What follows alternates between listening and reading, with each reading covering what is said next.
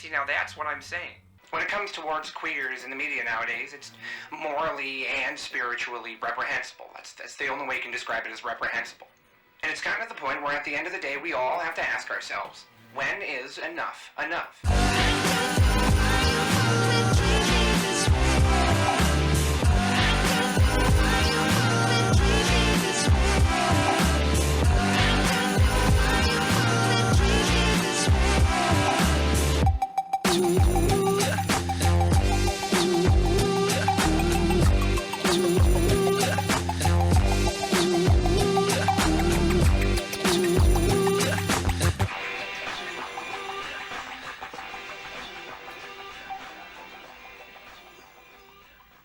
Put your hands together for the one and only Sunny Laprade.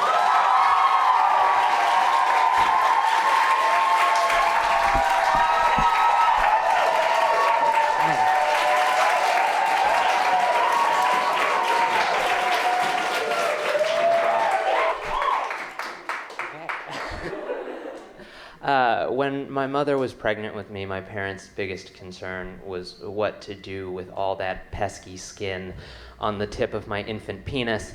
And so my mother went to a gay bar because apparently she already knew. And she asked every man in there if they preferred it cut or uncut. And all I will say is that she must have found a very European gay bar. And then, because apparently she needed a second opinion, she decided to call her father. And she said, "We're only gonna have this conversation once, and then we're gonna pretend like it never happened, but I need to know, did being uncircumcised make sex worse for you?" And he said, "Ha! If anything, it made it better." And she said, "Gross, thanks," and hung up. So a couple months go by, and my mother starts going into labor, and so she tells my father, "Call a taxi," because as we all know, ambulances are far too expensive. And so he very calmly responds, "Okay, yeah, put on some pants, and then we'll go." To which my mother replies, "I am having a fucking baby. I'm not putting on any goddamn pants." And he very calmly tries to explain to her that no cabbie is going to pick up a random woman with no pants, which is a lie. We've all seen those fake taxi videos. So after about 20 more minutes of arguing, my mother ends up getting in the cab to the hospital in a tutu, which I think tells you pretty much everything you need to know about me. I was a pretty queer little kid, not like actively, but you know, I wore my hair long, and my mom and I would go and get our nails painted together, and I know that I was a noticeably queer child because my parents felt the need to call local elementary schools and ask them what they would do if their child was gay.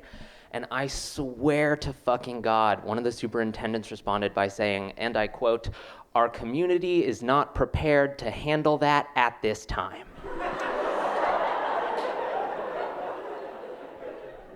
So that's where I went to school. One of my first weeks at that school, I was on the bus and I overheard someone say, "Boys can't kiss other boys," but not in like an ethical or like a religious way. Like he physically thought that it couldn't happen. Like it would be like trying to push together two of the same magnet. But I had two uncles who kissed each other all the time. They were dating, they weren't brothers. So I knew that wasn't true, and I was like, yes, they can, and I kissed my friend right on the mouth. But it turns out I'm a woman, so that didn't prove anything. To this day, we still do not know if boys can kiss. Now, you might have noticed that I didn't use the word gay at all in that last joke, and that's because when I was growing up, I didn't really know what gay meant. I just saw people get bullied for it, and I was like, well, I don't know what that gay shit is, but it certainly doesn't seem fun. Like, growing up, you weren't gay for kissing other boys. You could kiss whoever you wanted. You were gay for reading too many books, or wearing shorts that ended too high above your knee, or just in general not being very fun to be around. Growing up in a conservative area with liberal parents gave me a lot of weirdly conflicting ideas. Like, I feel like the word gay and the word Republican kind of had the same connotation for me growing up. Like, I don't really know what that means, but I know it's bad for the moral backbone of this country. So when I started seeing kids get bullied for being gay, I slowly started to hide all of my queer traits. I stopped painting my nails. I started wearing cargo shorts and using 3-in-1 shampoo. I was raised in a tiny town about 2 hours outside of Buffalo by a pretty traditionally East Coast family. My father was raised Catholic. He was actually an altar boy, which unfortunately explains pretty much everything you need to know about him. He wasn't, like, molested, but he isn't fun. And my mother was a born-again who subsequently died again before I was born. She's not, like, literally dead. She's just dead in the eyes of Christ. The Northeast is such a bleak place. No one is truly happy here. Our arteries are all clogged by residual Catholic guilt and the pot roast. That's why I hate the West Coast. It feels like they're rubbing their happiness in our faces. Like, the West Coast gets Singing in the Rain and La La Land and the Oscars, and we get Manchester by the Sea and 9/11.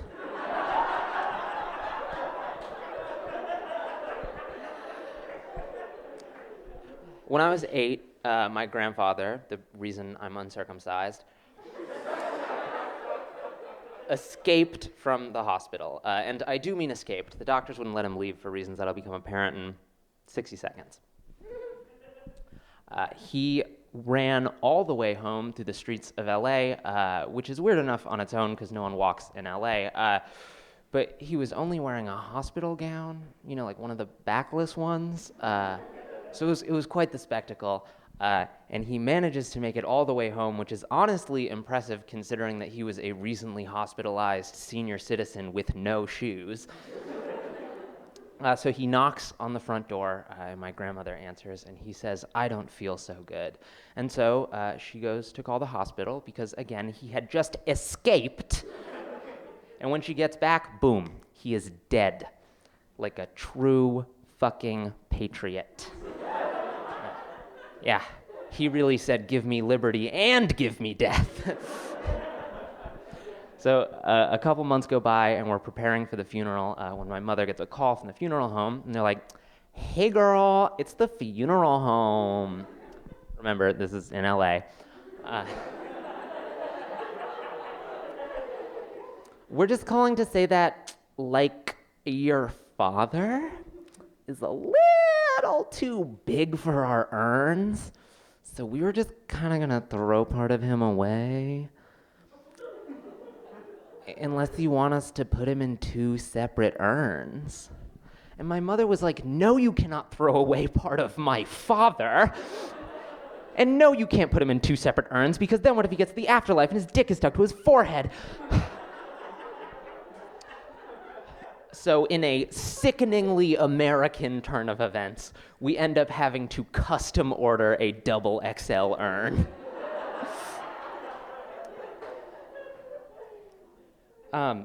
My grandfather, like most red-blooded American men of his generation, hated his in-laws. And he was a devout atheist, if such a thing even exists. And his brother-in-law was a pastor. And so at his funeral, literally, as we are shoveling the dirt onto his grave, who shows up but his brother-in-law, wearing a cross this big? And he says, "Right now, John is up in heaven, talking to God, laughing about how wrong he was." Yeah, how fucked up is that? Even John Wayne Gacy had the decency not to gloat. he'd just give those poor boys a tender kiss on the forehead before stuffing them into his crawl space. The way God intended.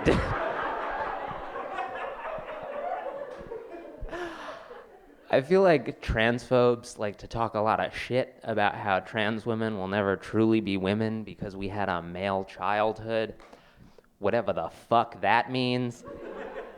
And that's not true at all. And here's a little example. When I was younger and first learning how to masturbate, I didn't really like to touch it, but for some reason, I couldn't quite put my finger on why. I didn't like to put my hand on it. So I learned that I could make myself orgasm using the shower head.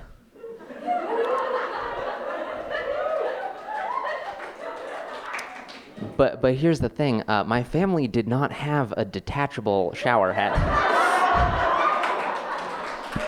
We had one of the top-down ones.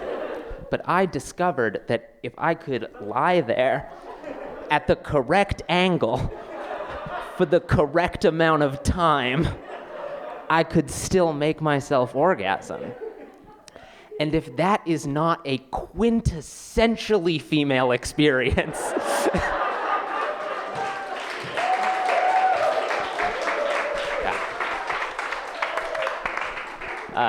around that time, I clearly was not doing a whole lot of self-reflecting. I stopped looking in the mirror when I was like 12.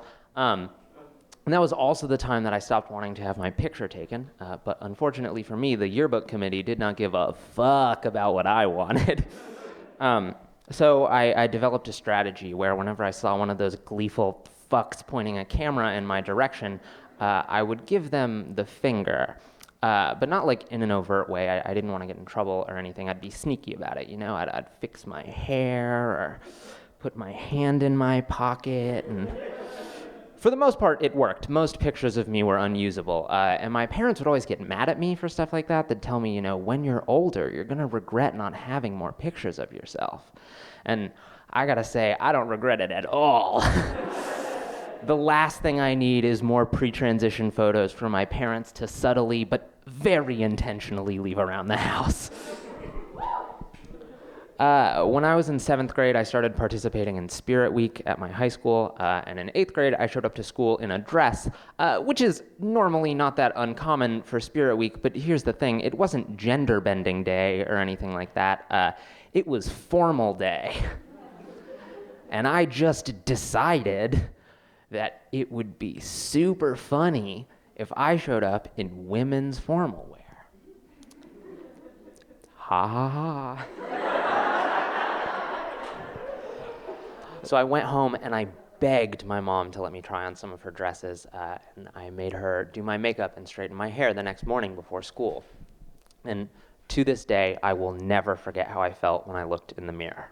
It was just right. I hadn't even started going through puberty yet, so at that point, you dressed me up in girl clothes and makeup, and I was pretty much indistinguishable from your average cis-tween girl. Or at least that's what I thought, until I got to school and instantly just had people go, "Faggot!" And I could be wrong, but I'm pretty sure that doesn't happen to most cis-tween girls. A little sidebar here. I've come to love the word faggot. Straight people, y'all really should have left it a bundle of sticks. Because you're really depriving yourselves of a great word. The hard G and the T, it's so powerful. It's so aggressive. It's not like tranny at all. I hate the word tranny with that gross, flaccid Midwestern mom A sound. When someone calls me a faggot, I get scared. But if someone calls me a tranny, I'm just like, shut up, faggot.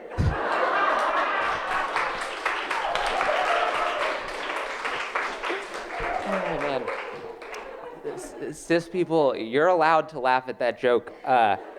You are not allowed to repeat it. My parents are both artists. My mother is a dancer and my father is a musician. So growing up, like many young children, I wanted to follow in my parents' footsteps. So when I was younger, I wanted to be a singer like my dad. That is until my mother's funeral. Don't worry, she's not dead. She just saw how poorly her own father's funeral went, and being the chill, laid back, go with the flow lady that she is, she decided to host her own funeral while she was still alive so that she could make sure everything went according to plan. So she rents out this abandoned church with these amazing vaulted ceilings. She has one of her artist friends custom make her this gorgeous cardboard coffin. She choreographs a dance for the pallbearers to do. Yeah. It's to My Boogie Shoes by Casey and the Sunshine Band. Classic funeral dirge. And then she has a 25-minute long PowerPoint presentation of the do's and don'ts of her funeral that everyone has to sit through before they're allowed to access the open bar. Typical funeral stuff. I remember the day of the funeral, I was sitting in the back of the math classroom getting help on my homework, and one of my friends came up to me and was like, "Hey, you excited for your mom's funeral tonight?" And the teacher was horrified. So she kicks him out, and she's like, "Oh my God, honey, are you okay?" And I was like 13, so I was embarrassed by everything. And I figured that it would be more embarrassing to explain that my mother is not in fact dead. She's just crazy. So I just said, "Yeah, I'm fine." And then until I graduated, I had to act bereaved in front of the math teacher. So I'm sitting in the back of the church watching my mother officiate her own funeral, dreaming of one day being a famous singer, right up until the PowerPoint starts, and the first slide says that I am not allowed to sing at her funeral. Yeah, so my mother may not have died that day, but my dreams definitely did. I actually ended up leaving the funeral early. My mom paid some of her college students to drive me and my friends home and then to keep an eye on us until she got back. But instead, they just drop us off in this home that is chock full of alcohol. And then, being college students, they left to go smoke weed. Well, okay, I don't actually know if they left to go smoke. They left, and as a college student, it's what I would have done. So I'm filling in the blanks here. Anyways, we're alone in this house, and my friend, being an unsupervised 13-year-old, decides that now is his time to have his first ever sip of alcohol. And being an unsupervised 13-year-old, he takes one sip of red wine and just starts stumbling around the house like some NYU freshman from the Midwest who finally gets to live out their big dream of blacking out in the Big Apple.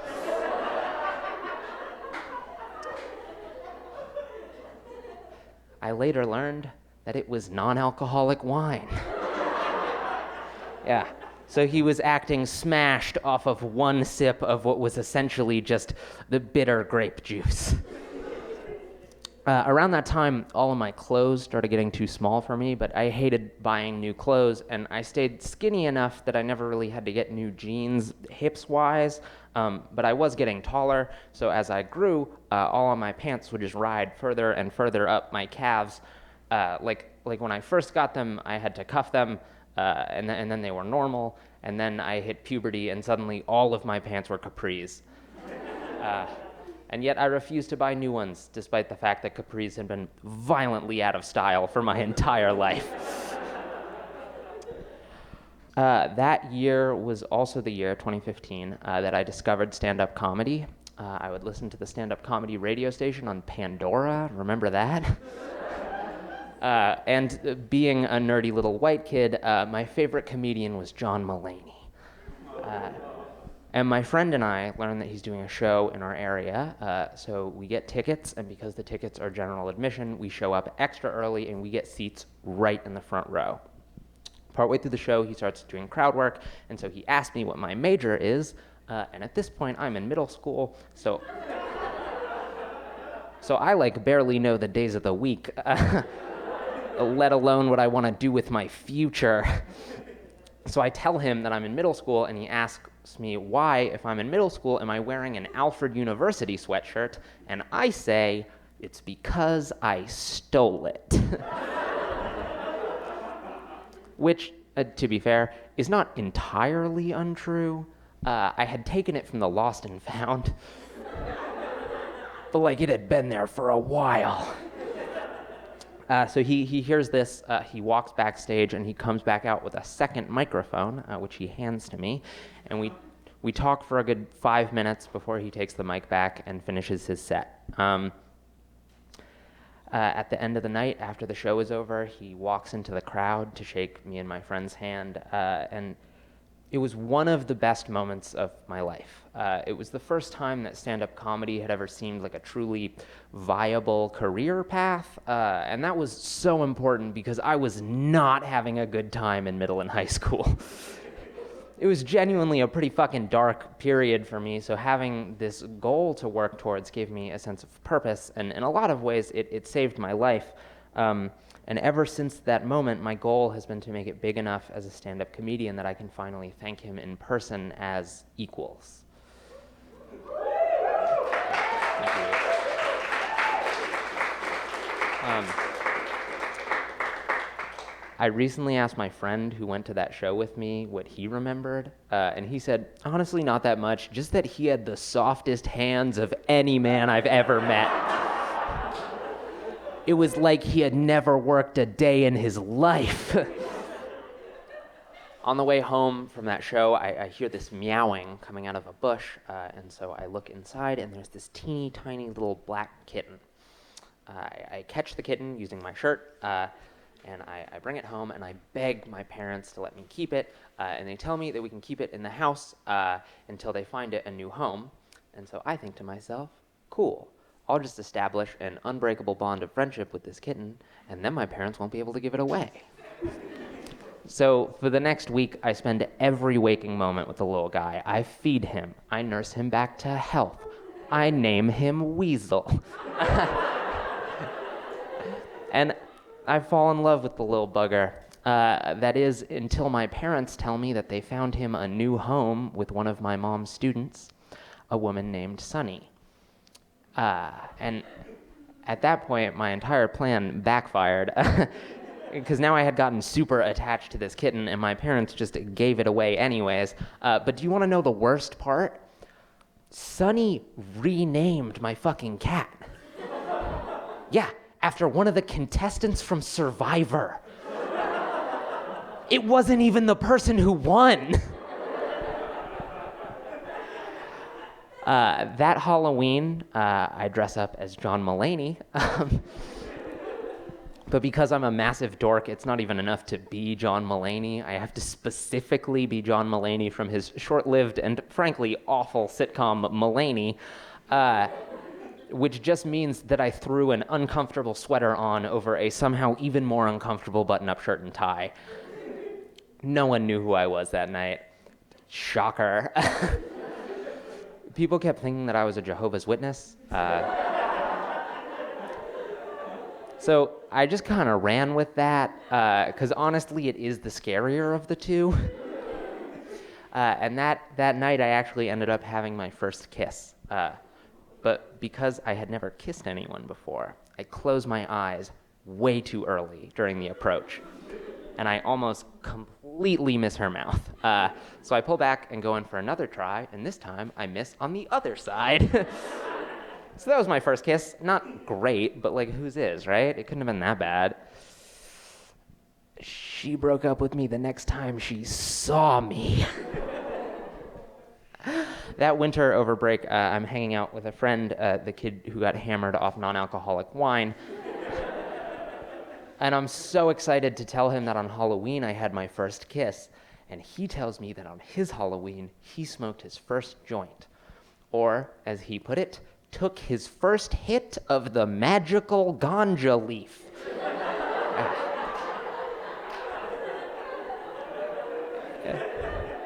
in case you needed a reminder of what teenagers are like. I think it's worth pointing out here that he hadn't actually had his first kiss yet, so it's not like he was ahead of me in life. We just had different priorities. So he asked me if I want to smoke with him, and I say no, because I'm 15 and a huge fucking narc. But I say that I will hang out with him while he smokes, and that day, it just so happens that he's out of weed, so I hang out with him as he rolls a joint using the insides of a Lipton tea bag. Now, I know what you're all thinking, but like, did it work? And the answer is yeah, he did get a little high. Was that high mostly just the side effects of low-level carbon monoxide poisoning? Also, yes. But like when you're 15, that's all you really need. Around that time, I noticed these 2 hard lumps in my chest, right under my nipples. But I was deeply ashamed of my mind and certainly my body, but also kind of like my soul. So I didn't tell anyone for weeks, and that whole time they just kept getting bigger and bigger until eventually I had to go to the hospital because it was making it hard to sleep. Not like it was making it like physically uncomfortable to sleep, but like the existential terror of convincing myself that I had terminal breast cancer kept me up at night. So I went to the hospital and the doctor gave me an ultrasound and they were like, oh, yeah, your body just kind of fucked up and is growing breasts for a second. But don't worry, they'll go away all on their own. Kind of like an Amazon free trial of boobs. And they did go away on their own, which I was weirdly very sad about for a reason that I couldn't quite put my finger on. That year was also the year that I joined the track team, which was the most toxically masculine environment I could stomach. Like I was trying so hard to convince myself that I could make it as a man, but even then I knew that I wouldn't be able to handle football. When I joined the team, I was the only one with long hair, so in an attempt to fit in, I cut my hair super short, and when I showed up to school the next day, I had people quite literally not recognize me or just go, "Who is that?" It was the first time that I ever really felt like I'd fit in, and it felt awful. I feel like trans women and cis women are both afraid of cis men, but like for very different reasons. Like cis women are afraid of cis men because they're violent and aggressive and unpredictable and just all around kind of gross. And trans women are afraid of cis men for all of those reasons, but also because no matter how bad cis women think it is, we know it is worse. Because men act differently when they think there are no women around. But luckily for all of you, I went deep undercover. Yeah.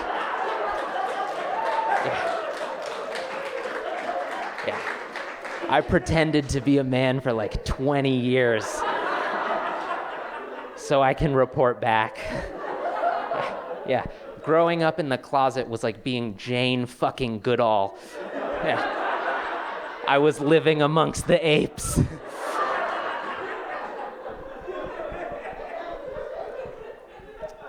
When I was on the track team, I was subject to a lot of locker room talk. One day, this kid who is actively homophobic, like very involved in the cause, was like, ugh, why is it so hard for me to find a good, strong, down-to-earth, kind, caring, Christian, God-fearing, conservative, patriotic, skinny, blonde woman who can cook? And then he said, you know why? It's 'cause they're all men. And I was like, hold on.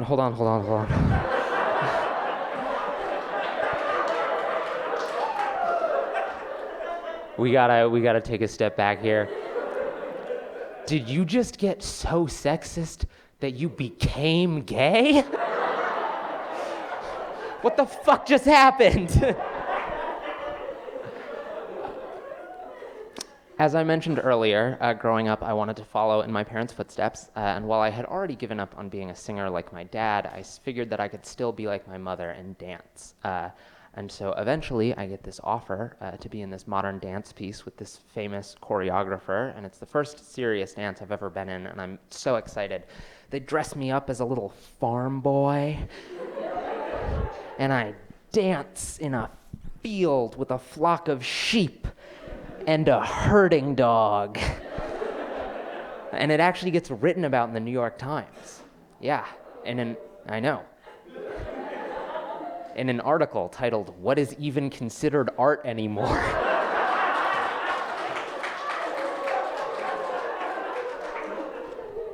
And I thought, well, okay, yeah, that's pretty bad. But like, surely it can't get any worse. And then I learned that dance had been specifically cited by members of the Trump administration as the reason why we need to cut the National Endowment for the Arts. Yeah. So now I do comedy for the sake of artists everywhere.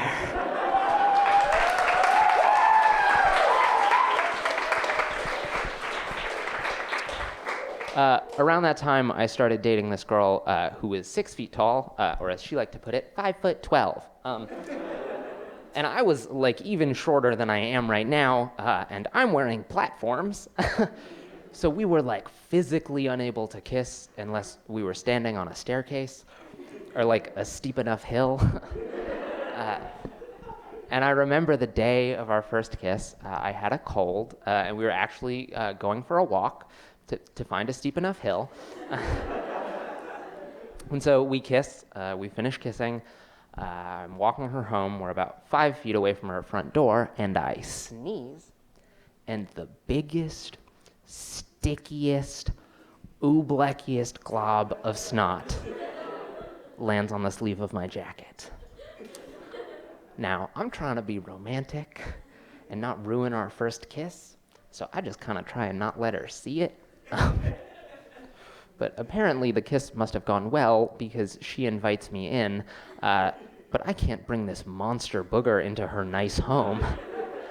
So I wait for her to go inside, and as soon as she's past the front door, I just start violently rubbing my arm on the ground, but this booger is holding onto the sleeve of my jacket harder than the South tries to hold on to Confederate monuments. So I just cover it in dirt, essentially just making it grosser, and that's when I look up and realize that she has a glass front door. And she has been watching me the entire time. I did not get invited in.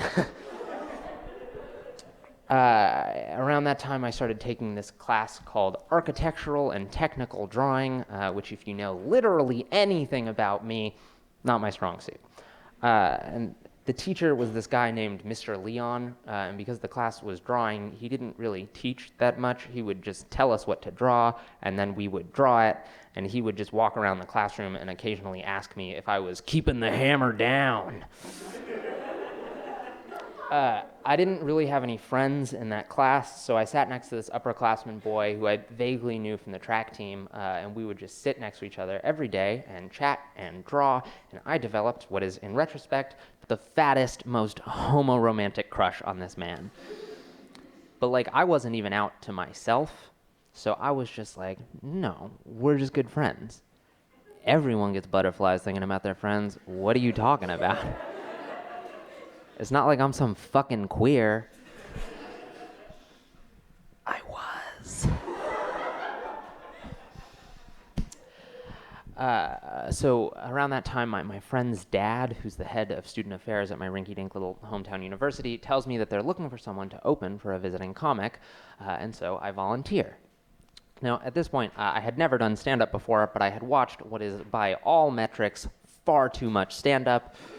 So I had a general idea of what it was supposed to look and sound like, so I write this entire 5-minute set all about how I think I'm attracted to men, but how in reality, I'm just a horny teenager, and all teenagers have thoughts like that.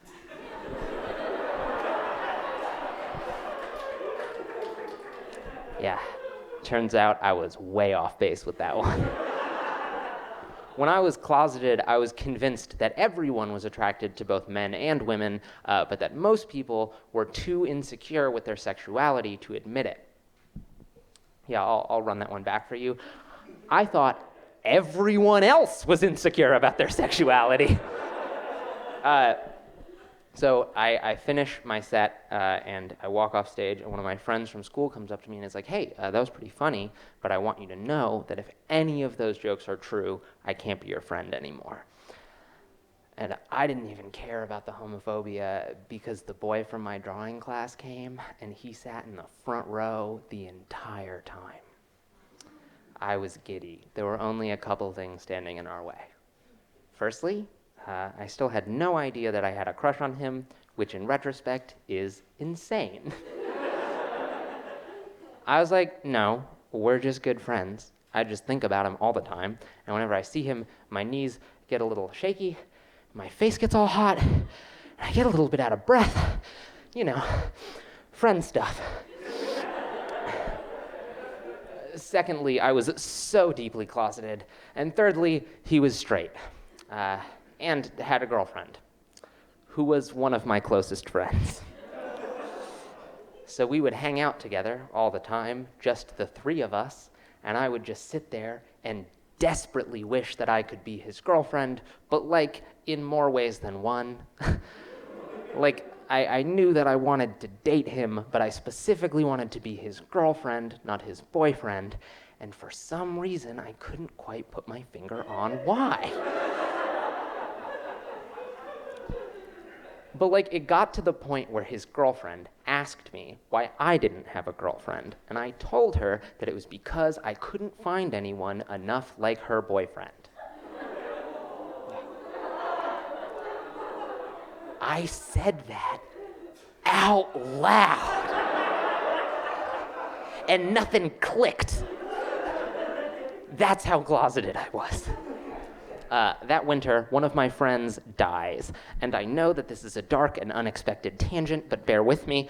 I am preparing to go to the funeral, and the invitation says to wear bright colors, because it's what he would have wanted. So, out of respect for the dead, I wear the brightest colors I own. Some incredibly blue jeans and this red country western shirt that is covered in these bright red buttons and white embroidered flowers. And I get to the funeral, and before they let you inside, they make you take a Starburst out of this giant bowl of Starbursts, but they only have pink Starbursts in the bowl. So I get inside the chapel, and everyone is bawling their eyes out, myself included, right up until the pastor says, "The deceased brought so many different colors and flavors to all of our lives, just like the many different colors and flavors of Starburst that he loved so much. The ones we made you take from the bowl before coming inside." And I just start cracking up. Because they only had pink Starbursts in the bowl outside.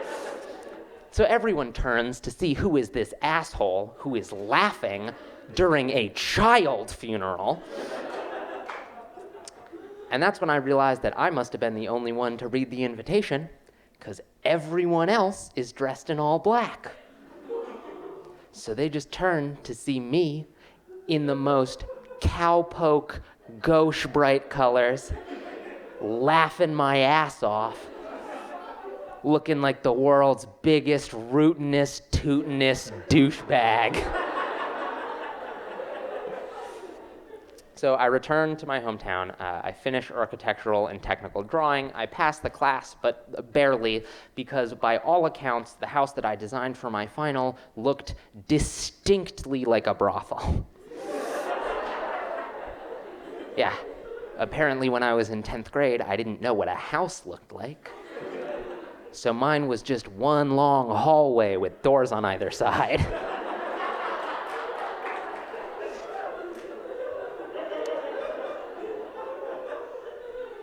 I also forgot that walls have thickness, so I ended up making all of my hallways insanely thin, like Jillian Michaels thin.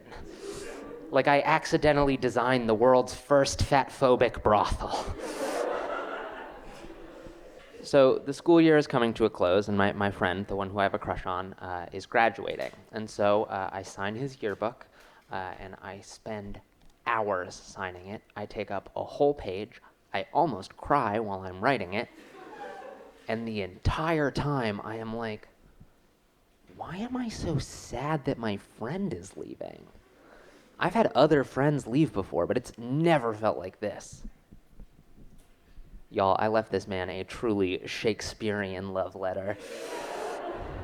And that's not all. I actually debased myself when writing this special and texted this man to ask him to send me the letter I wrote him. He did not respond.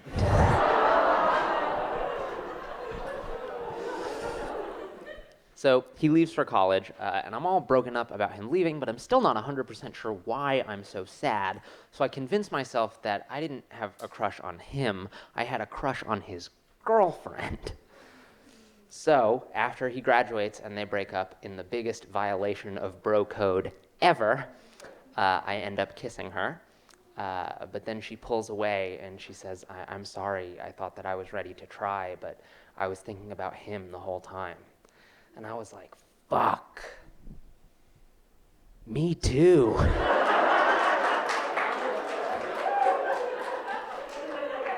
And you know what? I stayed closeted. When I was writing this special, I was struck by how many times growing up I looked my queerness right in the face, but how none of them ever really stuck. And I think it's because, to me at the time, gay was still kind of a bad word. Like, I wasn't homophobic or anything. I was fine with gay people, but it was very much something for other people, even though I had all the traits of a queer person. It's like how squares are rectangles, but rectangles aren't squares, which is a terrible analogy considering that both rectangles and squares can only be made up of straight lines. Right before I leave for college, my parents end up buying a car for $1 from the mayor, in case you had forgotten that I come from a small town. And I want a car to take to college, so I begged my parents to let me buy it off of them. I even offered to pay them like $200 for it, but no dice, which is a terrible business decision on their end. So I get to school, and I had just gotten out of like a long-term high school relationship, and so I was like, I'm gonna get to college, and I'm gonna be such a little slut. And pretty quickly, I hook up with this absolute bombshell who lives on the next hall over. Her being hot isn't important to the story, but it's important to me that you all know. Like, this girl would have been noticeably attractive even in ratty sweatpants and a double XL 1993 Buffalo Bills AFC Champions hoodie. And yes, that is the last time the Bills won the AFC after they were fucking robbed in the playoffs this year because the NFL has the worst overtime rules of any competitive sports league. And if you're surprised by my in-depth football knowledge, that's misogyny. And no, the irony is not lost on me that I, a transgender woman, am a massive fan of the Buffalo Bills. The first time that we hooked up was actually during a historic heat wave, which means that after spending the night in her room for the first time, I ended up having to buy her new sheets because I had gotten so sweaty that I had sweat-stained her sheets beyond repair. That semester, I started doing comedy on campus, and so I invited the girl who I had been hooking up with, which in retrospect is a risky move. There's nothing you can do to lose all potential sex appeal to a partner faster than inviting them to a college stand-up show. Actually, wait, that's a lie. There's always improv.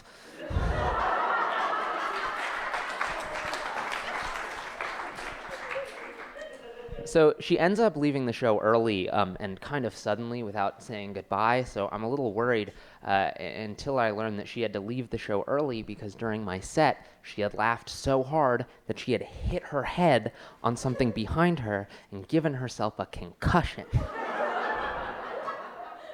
So apparently I killed that night. And almost in more ways than one. The next day, I was in the dining hall talking to some friends about how I would let Eddie Redmayne just fucking rail me.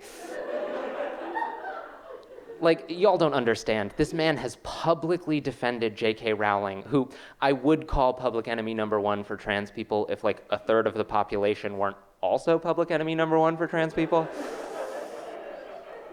He defended her, and I would still cut off a finger just for the chance to smell this man.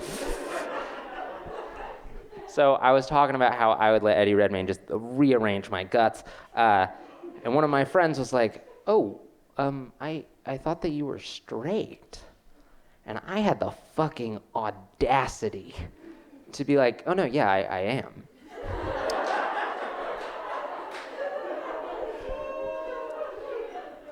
And he was like, but you'd have sex with Eddie Redmayne? And I was like, yeah, who wouldn't? And he said, straight men.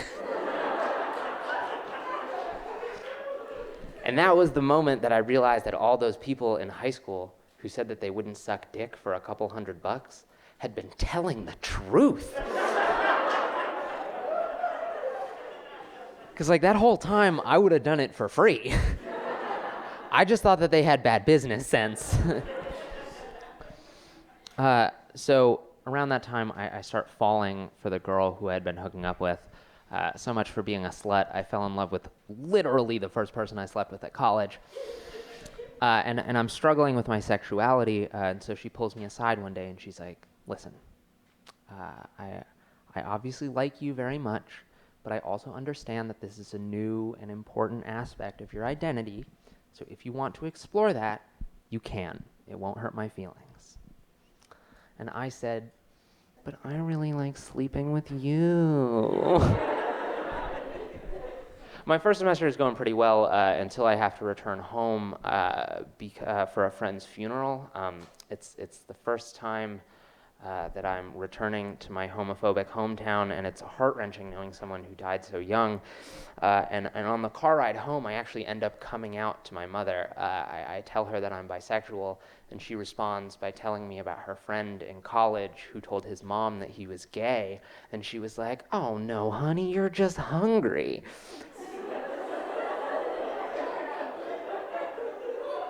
And made him a sandwich, and then he wasn't gay anymore.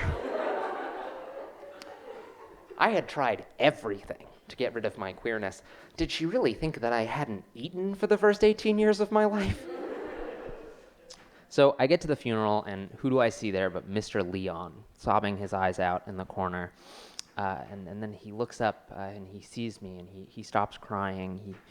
He walks over, he puts a hand on my shoulder, looks deep into my eyes, sniffles, and says, how's college?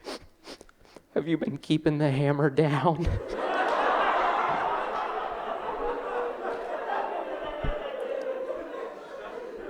On that trip, I also learned that my parents had sold the $1 car for $1 to one of my mom's students, a woman named Sunny. For those of you keeping track, this bitch now has my cat and my car.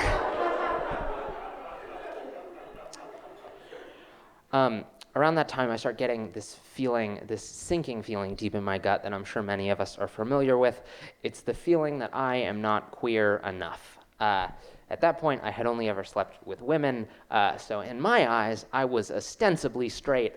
I want to interject to say that that isn't how being queer works. I was queer at the time, but it still felt like I had something to prove. So that summer, despite being recently out of the closet, I decided not to go to Pride. But apparently the universe had other plans for me, because I got off the subway on what I thought was a random Sunday and found myself at the front of the New York City Pride Parade. Yeah. As a scared little kid from a conservative area, seeing so many people so proud, celebrating something that I had been so ashamed of for so long was honestly incredible. That is, until I looked down and realized that I was wearing all black from head to toe. That's right, I showed up to my first Pride on accident, cosplaying as a fucking Proud Boy. So after that little incident, I decide that I need to get some new clothes because, as I mentioned earlier, I hadn't really done any clothes shopping since my tweenage years. I was one of those people who just wore a hoodie and jeans every day, and my jeans were starting to get pretty ratty. So I convinced my girlfriend to come thrift shopping with me, and I make her spend all day helping me try on clothes, and then when we go to check out, I buy one pair of jeans. And she gets all frustrated that I dragged her out of the house and made her help me try stuff on all day just for me to get one pair of incredibly plain blue jeans. So we get in a fight, which ends with me crying because I hate clothes. I hate spending money on clothes. The only thing I hate more than spending money on clothes is how those clothes make me look, because I don't want anyone to have any preconceived notions about me based on what I look like. I want them to like me for me. And besides, why would I put any effort into my appearance if it wasn't going to matter because I was never going to like what I looked like anyways? Fun fact. If you go to an online dictionary under gender dysphoria, it's actually just a video of that fight.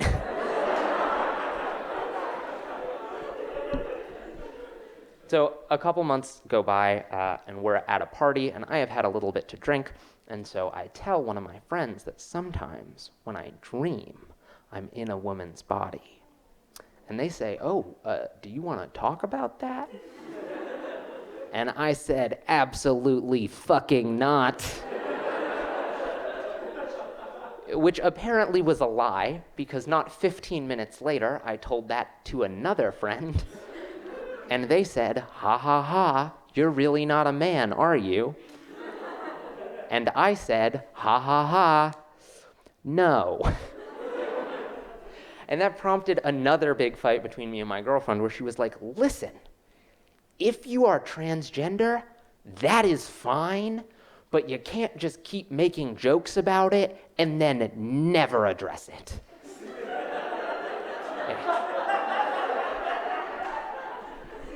Which, if you have been paying attention, is a little bit of a pattern for me. But I brushed that fight off because, again, there's no way that I could be transgender. That's something for other people.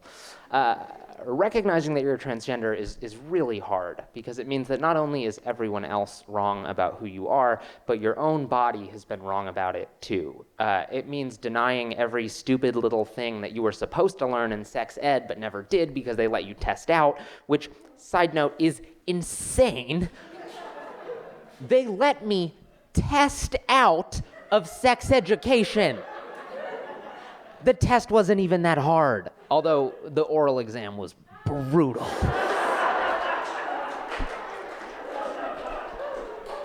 It means taking all that, taking every stupid little thing that you learned about boys and girls and realizing that all of it has been wrong.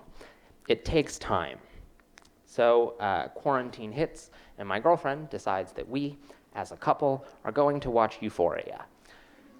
And I put up the biggest fight because I'm a goddamn adult. I'm not going to watch some stupid show about high school drama. But she puts it on anyways. And I am just pissed. I am going into this show 1,000% ready to hate it, right up until Hunter Schafer walks on screen. And that was the first time that I had seen a trans person in any kind of media whose transness wasn't in question, it wasn't the butt of the joke, it was just there. And it was gorgeous. And in that moment, something inside of me broke. I feel like a lot of mainstream media narratives about transgender people is that we've always known. We've never been anything but 100% sure of who we are. And that's not the case, at least not in my experience. In my experience, being transgender is a lot like you've had a rock in your shoe for your entire life. But because you've never known life without a rock in your shoe, you don't really think much of it. You just kind of assume that everyone is a little bit uncomfortable all the time. Until one day you're talking to one of your friends and you're like, "Hey man, doesn't it suck that your feet hurt all the time?" And he's like, my feet never hurt. Sounds like maybe you have a rock in your shoe. You should try taking the rock out of your shoe. And you're like, oh, fuck. I didn't even know that that was an option. Which, to be fair, is not entirely true, because for years in secret on the internet, you'd been watching videos of people being like, this is what my body looks like 3 years after taking the rock out of my shoe.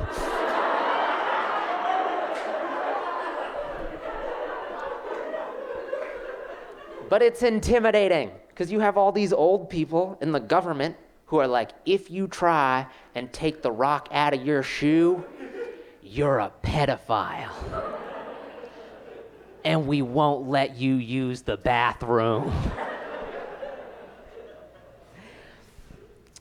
So I come out to my girlfriend first, and as always, she's incredible. She tells me in no uncertain terms that she's always loved me for who I am, but then she also says, much to my surprise, that she totally already knew. She was like, yeah, listen, when you came out as bisexual, I was like, okay, that makes sense, but like, there's something else too. And that made me feel incredible, because I wasn't making it up. Someone else had noticed. So after I come out, I decide to choose a new name, and after much agonizing, I land on the name Sunny. That's right, she took my cat. She took my car. So I took her fucking name.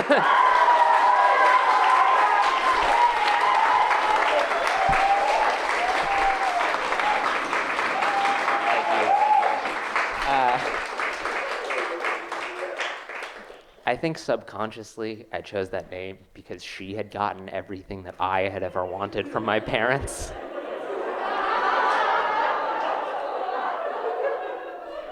And so I thought that by taking her name, I would get what I wanted from them. I was wrong. When I came out to my parents after a very long pause, my dad was like, have you had anything to eat yet today? This is now the second time that I have tried to come out to my parents, and they have suggested that maybe, just maybe, I am just a little bit hungry. My parents do try to be supportive, but they keep calling me handsome, and getting masculine-coded compliments as a trans woman is super weird. It's kind of like owning a mansion in Wyoming. It's like, yeah, it's nice that I have this awesome house, I guess, but I never really wanted to be in fucking Wyoming to begin with. And to be honest, I don't even need a nice house. I just need someone to come and fix my plumbing.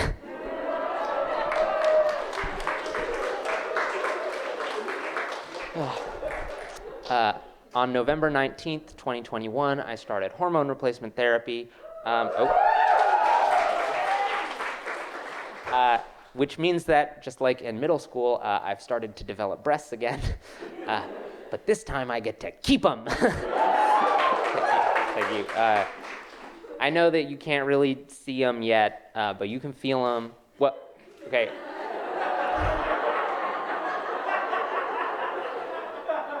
None of you can feel them, but I can feel them. Pretty much as soon as I started taking estrogen, I felt so much better. I got more in touch with my emotions. My skin got softer. My face changed. I started crying during every episode of Ted Lasso. And whenever I tell people that, they're always quick to be like, oh, you couldn't feel as much emotion when you had testosterone in your body? That's because testosterone is evil. And that's not the case, okay? It's like my body is a 2006 Chevy Impala. And testosterone is diesel. So for 2 decades, I was putting diesel in my '06 Impala and was surprised that it happened to break down kind of a lot. That doesn't mean that diesel is bad. Some cars run better on diesel, just not this one. And besides, if estrogen were purely good and testosterone were purely evil, we never would have had to deal with Ellen DeGeneres.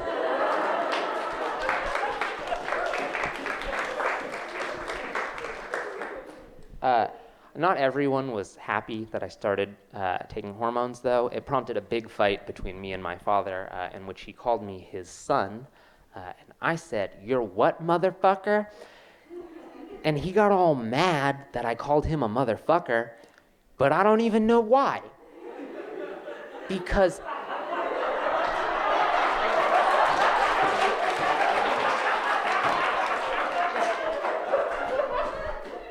me calling my father a motherfucker is a hell of a lot more accurate than him calling me his son.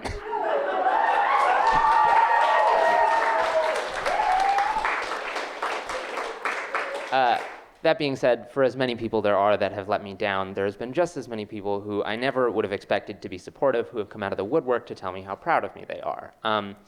The other day, I was FaceTiming one of my cishet guy friends, and we hadn't really spoken since I started transition. And pretty much as soon as we get on the call, he says, "Hey, so I have kind of a serious question to ask you." And I was like, "Oh, fuck, here we go." Because for trans women, having someone ask you a serious question is usually just about as much fun as a prostate exam from Dr. Edward Scissorhands. But then he says, "So, as we all know, girls don't poop. So, like, did you never poop, or did you just stop pooping after you came out?" And that's the fastest I've ever been comfortable around a man. Like, what an amazing way to show that he supports me and sees me as a woman, but also isn't going to start treating me any differently. Because there's no weirder feeling than coming out and suddenly having all of your straight friends treat you like you're some kind of undercover cop. Are you going to cancel me? You know, legally, you have to tell me if you're going to cancel me. But you know, he's right. The fact that I never pooped really should have tipped me off earlier. Starting hormone therapy is a lot like starting puberty again. And let me tell you, I had forgotten how weird puberty was until I started waking up every morning sweaty. But not like a normal amount of sweaty. It was like I would wake up every morning in a biblical flood. Like, gotta build a boat, find 2 of every animal.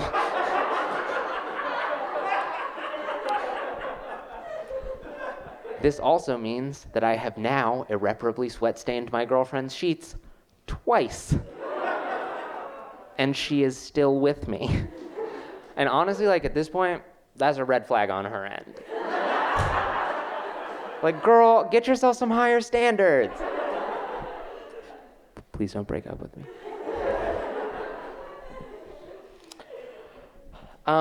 Coming out has changed pretty much everything, though. And these days, every time when I go out to do stand-up, inevitably the dude with the worst jokes decides to use me for crowd work, which usually just involves him harassing me and then getting mad when no one laughs. And I remember this one time I was at a club, I finished my set, this dude comes on right after me, and he starts his set by being like, "So I have nothing against trans women," which is always a strong start. But then he says, like, "Yeah, maybe you're a woman, but you're an ugly woman. I'd never fuck you." And he starts polling the audience, being like, "Would you fuck her? Would you fuck her? Would you fuck her?" And of course, everyone in the crowd is supportive. They're like, "Oh my God, of course I would fuck her."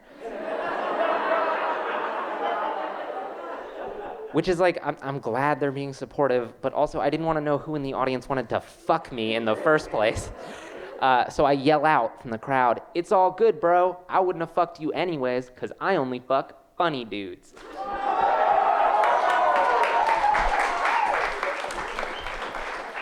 And that got a bigger laugh than any of his jokes. which apparently made him really mad because he just said, "Fuck you," into the microphone and walked off stage and fully out of the club. And I saw him again at that same club the next week. And this time he got on stage and he went, "Hey, yo, Sonny, girl, we gotta link up after the show. Men are so gross. You don't get to hit on me after I get you laughed out of a room. You can pay a dominatrix if you want. You do not get to trick me into being part of your public humiliation kink." Coming out has changed job interviews too, because I used to be a straight, white, cis man. I fucking killed it in job interviews. Half the time I didn't even need to bring my resume. I'd just show up and be like, "You catch the game last night?" And they'd give me the job. I wouldn't even have to specify which game. But these days I have to be like, "I'm here, I'm queer, and I am going to tone myself down so these people hire me."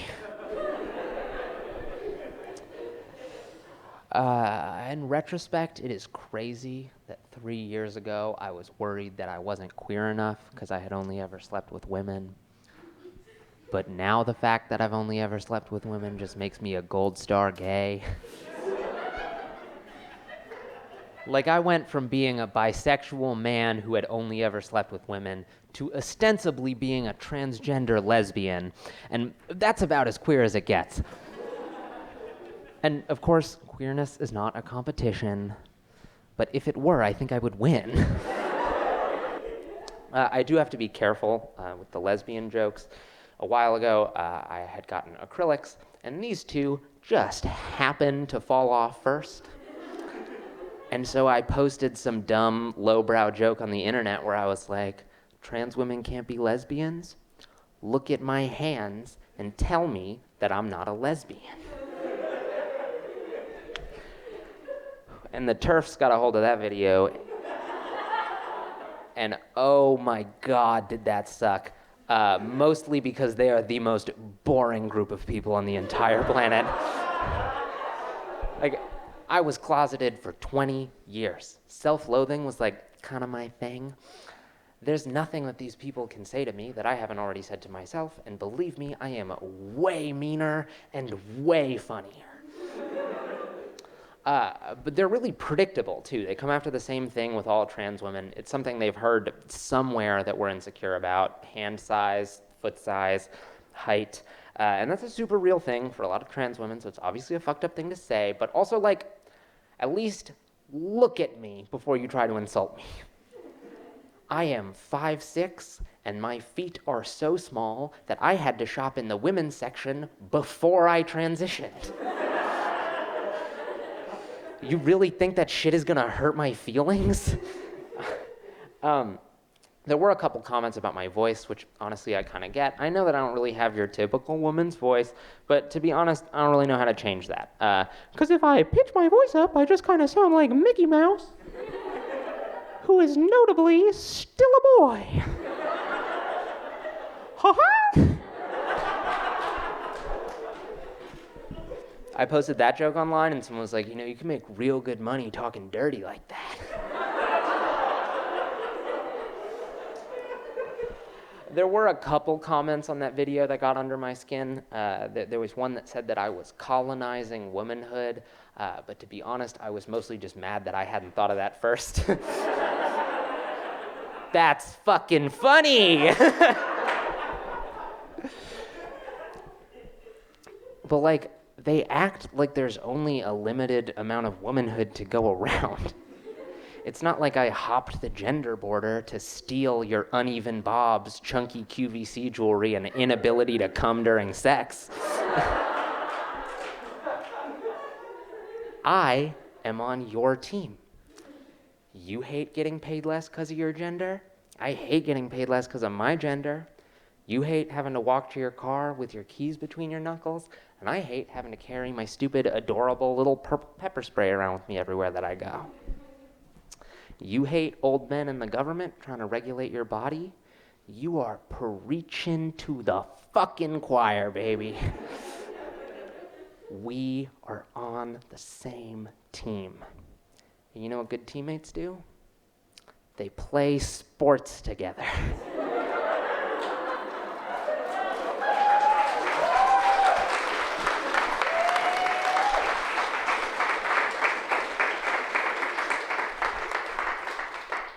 Okay, I know that I might have gotten a little serious with that last joke, so I'll leave you all with something nice and lighthearted and uncontroversial that we can all agree on, okay? So anyways, how do y'all feel about 9/11? The other day, I was at Trader Joe's, and I handed my cashier my ID, and he went, "Oh, fuck me," and I was like, "Okay." Because the cashiers at Trader Joe's are fine. But then he hands it back to me, and he's like, "You're so young. You probably don't even remember 9/11. Which is like how my generation is defined, but by eating Tide Pods and not remembering 9/11. But he was right. I don't remember 9/11, which is insane considering that I was in the city when it happened. But I was a baby, so I hadn't really developed object permanence yet. So it was like I saw the Twin Towers, and then I looked away, and poof, they were gone forever. Yeah, I can see the headlines already. Trans woman mocks 9/11. Sets movement back decades. Only 2 decades, though, because if I set it back 3, I'd be able to prevent 9/11.